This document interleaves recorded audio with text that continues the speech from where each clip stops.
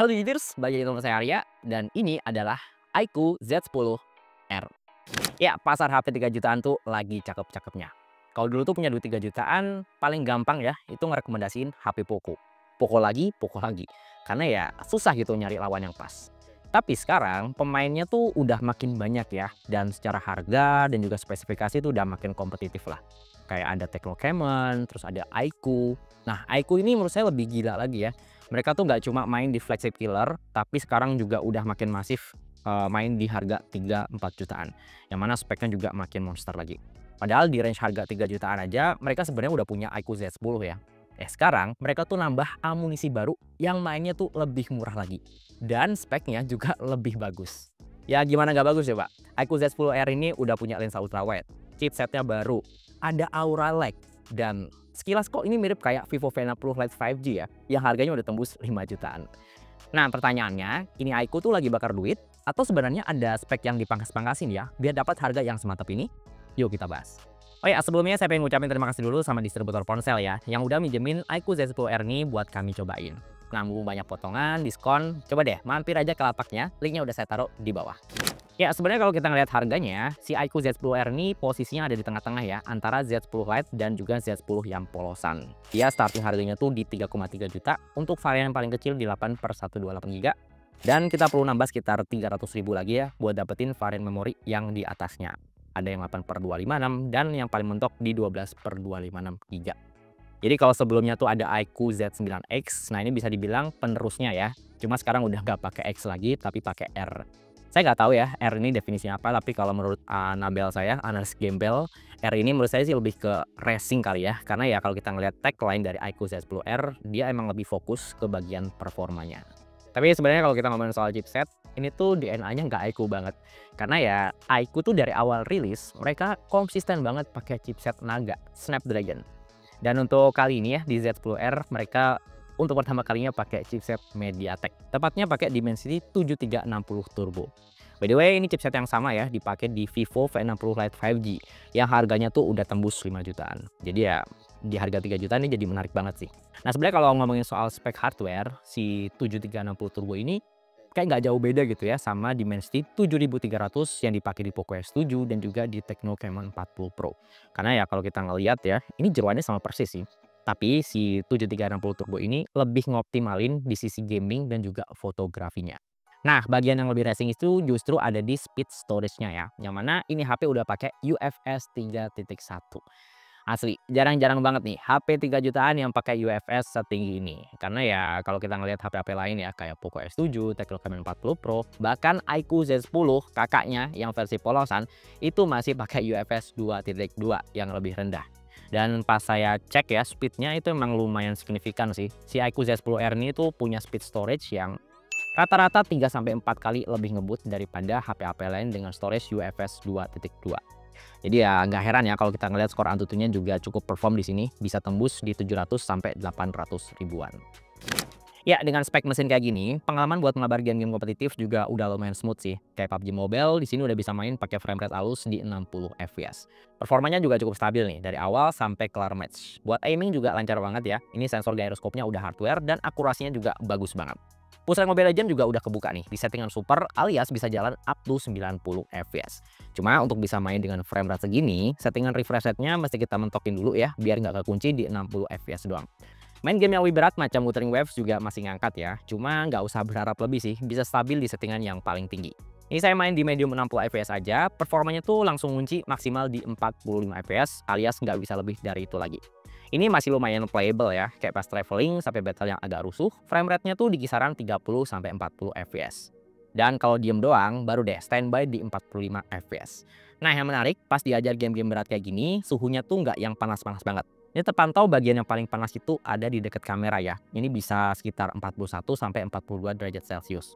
Sementara di bagian lain itu rata-rata lebih adem alias nggak nyampe 40 derajat Celcius. Ya, meskipun tagline HP ini tuh lebih ke performa, tapi kameranya juga jadi poin plus ya. Yang sekilas justru malah lebih OP dari iQOO Z10.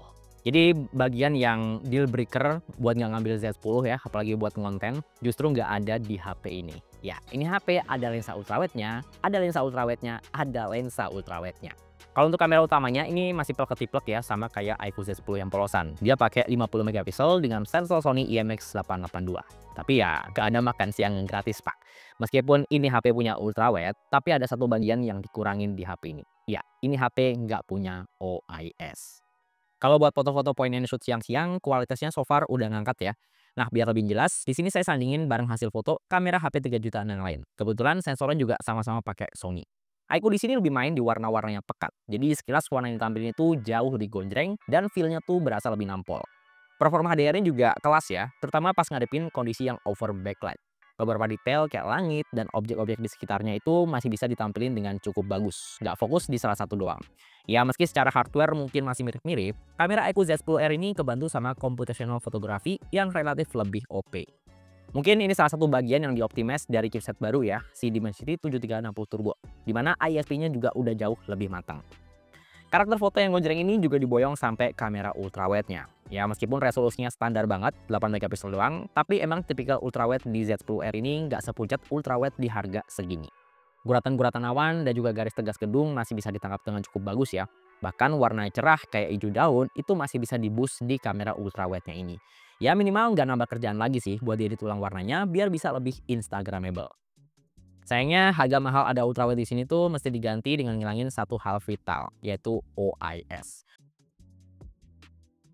Ya kalau buat foto-foto siang dengan cahaya yang serba cukup, mungkin nggak ada OIS itu HP nggak berasa sih.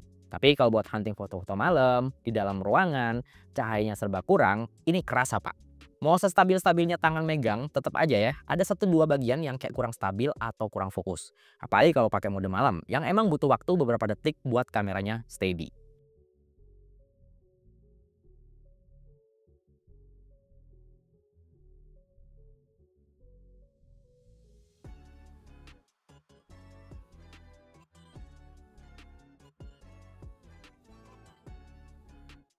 Ya ini tuh jadi kayak semacam bottleneck ya, apalagi buat fitur Aura Light-nya yang sebenarnya jadi topik menarik juga ya buat HP di harga segini gitu. Jadi kalau kita pengen foto-foto bokeh malam-malam gitu ya, skin tone-nya biar lebih pas meskipun cahayanya kurang gitu ya, kita bisa atur aja ya, kita sesuaiin dan ini tuh cuma tinggal geser-geser bar doang kayak gini. Tapi ya karena nggak ada OIS, apalagi harus ngambil foto malam-malam, saran saya sih tetap ngambilnya pakai tripod ya, atau stabilizer, atau gimbal, biar fotonya tuh tetap fokus dan juga nggak goyang. Ya sebenarnya kalau ngomongin soal kamera video belakang bisa 4K itu bukan yang spesial-spesial banget di iQOO Z10R. Karena ya di HP 3 jutaan lain rata-rata juga punya skill ulti yang sama ya. Bisa 4K, cuma memang kalau pengen stabil itu kita harus nyalain stabilizernya secara software. Jadi kalau ngeliat hasilnya sih memang agak kelihatan ke crop ya dibandingin nggak nyalain sama sekali. Tapi ya udahlah ya, ini dipakai sambil jalan udah cukup aman ya dan tajamnya dapet, terus kurang lebih nggak jauh beda sih dengan 4K di HP 3 jutaan lain. Nah ini lensa ultrawide-nya kalau kita pakai buat ngerekam video yang sebenarnya sih nggak yang lebar-lebar banget ya, karena ini posisi stabilizernya saya nyalain pak. Soalnya kalau nggak dinyalain dia leganya lebih dapat, cuma berasa gempa buminya gitu loh. Jadi kalau ini nyalain dia otomatis akan nge-crop videonya dan jadi lebih stabil kalau kita bawa sambil jalan kayak gini. Atau kalau pengen lebih smooth bisa coba set ke 60 fps ya, meskipun secara resolusi dia agak turun ya, jadi full HD doang. Tapi ini saya bawa sambil jalan ya agak geter-geter sih, gempanya masih berasa di iQOO Z10R ini. Cuma ya maksain kamera depan bisa 4K di harga segini tuh kita nggak dapat kualitas yang bagus-bagus banget ya. Karena ya bisa dilihat sendiri nih di video ini hasilnya tuh masih berasa gempa buminya, apalagi kalau kita bawa sambil jalan. Dan di Z10R ini meskipun udah berasa di crop, cuma stabilnya masih belum dapet ya.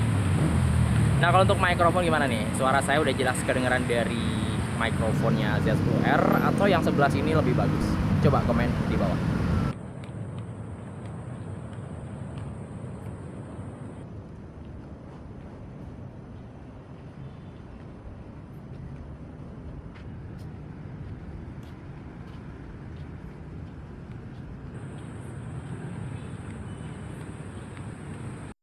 Nah, buat yang kemarin misu-misu kalau iQOO Z10 itu cuma punya mono speaker, tenang. Di adiknya ini, si Z10R, dia speakernya udah stereo. Jadi udah ada di atas dan juga bawah. Cuma ya kalau didengerin memang sih performanya nggak yang tipikal bagus-bagus banget. Kenceng, lantang, cuma ya tipikal yang cempreng kalau kita denger di volume maksimal. Tapi seberapa cempreng, coba deh dengerin di sini.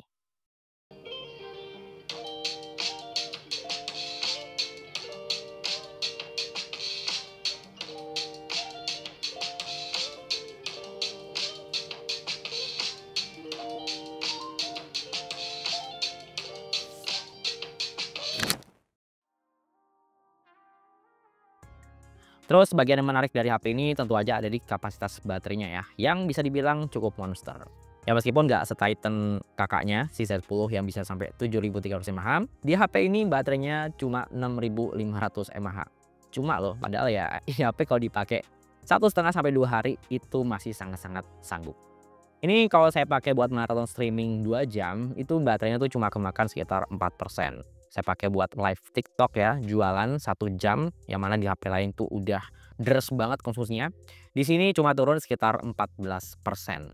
Ya kalau buat scroll TikTok kayak biasa sih setengah jam aja atau 1 jam itu paling baterainya cuma turun sekitar 4%-an. Kalau mau dipakai buat mabar juga masih sangat-sangat irit ya. Ini saya pakai buat push rank setengah jam, itu baterainya cuma kemakan sekitar 6%.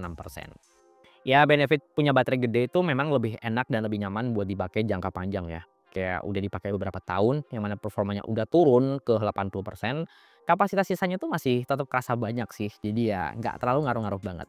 Nah, selain baterai gede ya, HP ini juga ditanemin sama charger 90 watt yang performanya juga lumayan sat-sat. Ini saya pakai ngecas ya dari posisi lowbat pagi-pagi tuh. Saya cas, saya tinggal mandi, sarapan, setengah jam aja baterainya udah keisi hampir 50%. Dan sampai benar-benar penuh di 100% itu cuma butuh waktu kurang dari 1 jam.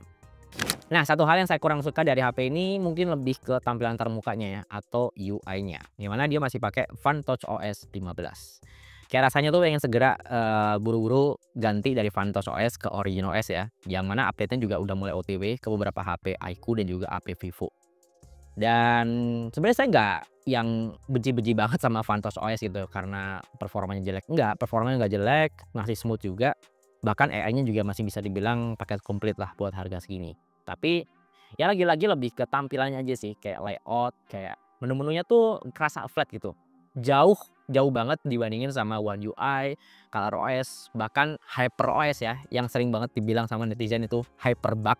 Feel pakai HyperOS itu masih jauh lebih nyaman daripada FunTouch OS 15. Ya cuma karena ini HP mainnya di harga yang cukup subsidi ya, harga murah, ternyata memang deal breaker-nya tuh ada di jaminan update-nya yang bisa dibilang seuprit banget.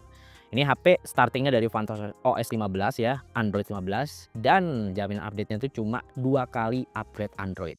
Yang artinya ini HP ya paling mentok banget dia bisa sampai Android 17 doang. Tapi untuk security patch-nya juga masih lumayan panjang ya, bisa sampai 4 tahun ke depan.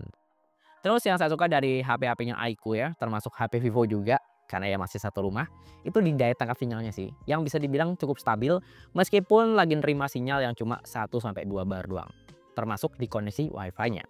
Jadi pernah waktu itu saya coba download aplikasi ya dari Google Play Store dan ini HP saya konekin di WiFi yang juga anggot-anggotan gitu, bareng HP lain tentunya. Nah, di iQOO Z10R dia tuh lebih cepat gerak duluan ya, bahkan sampai proses download, sampai installnya kelar, ini HP lebih duluan. Sementara di HP lain, ya ini connect dengan WiFi yang sama, dia tuh kayak masih muter-muter doang gitu. Terus kalau untuk GPS ini no issue sih, karena ya memang kunci lokasi GPS-nya juga udah sama-sama gercep ya, mau itu di dalam ruangan, bahkan di dalam ruangan. Dan yang saya suka akurasi GPS di HP ini juga terbilang cukup bagus ya, karena udah bisa di-keep di bawah 10 meter. Oke, jadi kesimpulannya, buat yang nyari paket komplit di harga 3 jutaan, iQOO Z10R ini bisa jadi opsi yang cukup menarik ya. Performa kenceng, kamera full frame, baterai badak, ngecas ngebut, bahkan kalau ditarik sampai layanan purna jualnya, karena serumah sama Vivo, ini juga dapat kualitas yang sama bagusnya. Tapi ya baik lagi nih sama kebutuhan. Kalau emang ngincar performa yang lebih ngegas lagi dan baterai yang lebih badak lagi, menurut saya sih ambil iQOO Z10 yang polosan itu lebih bagus ya. Ya meskipun kita harus nambah beberapa ratus ribu lagi. Atau kalau kita butuh HP 3 jutaan yang lebih ngasih rasa aman ya untuk jangka panjang ya dengan fitur tahan air IP68-nya, menurut saya sih antara Poco S7 atau Tecno Camon 40 Pro juga jadi pilihan yang lebih oke. Oke, terima kasih nonton videonya sampai selesai dan semoga video ini bisa ngasih referensi ya, terutama buat yang masih penasaran sama iQOO Z10R. Nah, untuk ngecek spek lengkap dan link pembelian HP ini, seperti biasa, linknya udah saya taruh di bawah.